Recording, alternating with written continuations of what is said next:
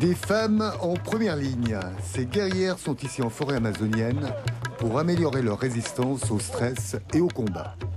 Pas de traitement de faveur, ces femmes ne reculent devant rien. Elles apprennent à répondre aux situations les plus extrêmes, par exemple combattre à main nue contre un adversaire muni d'une arme réelle.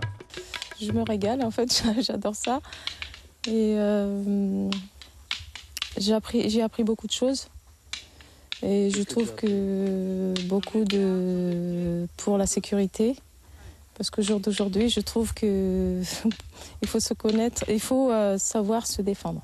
C'est pas ma spécialité, la forêt.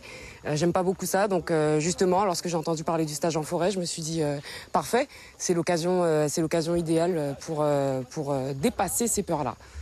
On va faire ça. Le Krav Maga n'est pas un art martial, mais une méthode de combat où l'on apprend à se défendre en un temps minimum. Les femmes ont parfaitement assimilé ces principes. Elles sont comme les hommes. Hein. On n'a pas à dire que oui, parce que ce sont des femmes, on prend soin d'elles et tout et tout. Non, non, elles se défendent exactement comme les hommes.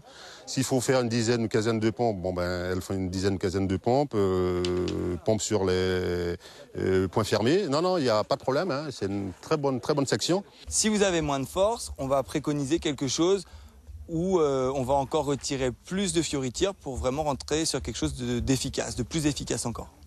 On se colle et on... Les élèves vont apprendre aussi à se défendre dans un environnement hostile, parfois même dans l'obscurité, pour intégrer ainsi la dimension psychologique du combat.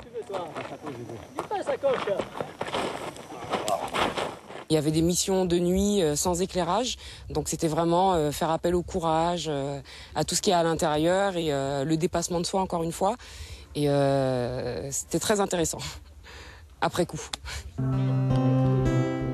Le retour au calme s'effectue dans ce cadre exceptionnel, une manière d'entretenir la circulation de l'énergie entre le corps et l'esprit.